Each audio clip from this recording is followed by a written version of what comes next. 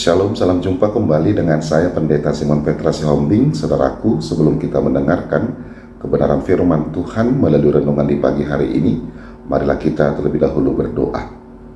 Damai sejahtera Bapa yang melampaui segala akal, itulah yang memelihara hati dan pikiranmu di dalam Kristus Yesus Tuhan kita. Amin.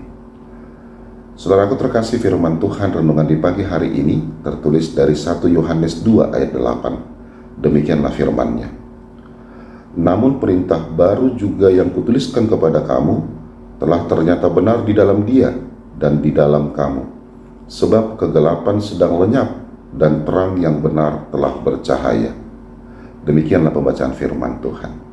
Saudaraku terkasih, cinta dan benci mungkin dapat dikatakan sebagai dua sisi dari satu keping mata uang yang sama, selalu berdampingan, saudaraku.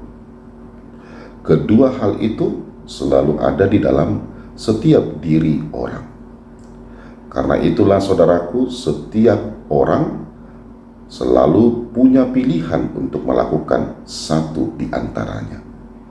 Saudaraku terkasih, kematian Yesus di kayu salib adalah akibat dari kebencian mereka yang memusuhinya. Dan saat yang sama juga, saudaraku, kematiannya justru membuktikan kasih Yesus kepada semua orang. Karena itu mereka yang mengaku sebagai pengikut Yesus dipanggil untuk meneladani sikap Yesus. Saudaraku terkasih, kematian Yesus yang menjadi wujud kasih bagi semua orang menjadi penanda berakhirnya kegelapan.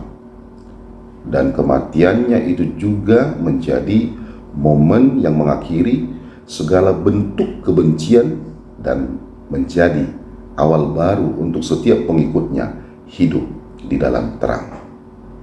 Tanda bahwa setiap pengikut Yesus hidup di dalam terang adalah kesediaan untuk saling mengasihi, dan sikap hidup ini wajib untuk dilakukan.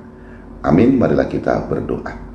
Bapa dalam surga, terima kasih Tuhan untuk firman-Mu. Berkati kami di dalam pekerjaan kami dan pelayanan kami. Dan jikalau ada dari antara jemaat-Mu, keluarga kami, sahabat kami yang mengalami sakit penyakit, Tuhan yang memberikan kesembuhan bagi mereka. Di dalam Kristus Yesus kami berdoa dan mengucap syukur kepada-Mu. Amin. Selamat beraktivitas, tetap semangat saudaraku. Tuhan Yesus Kristus memberkati kita semua. Shalom.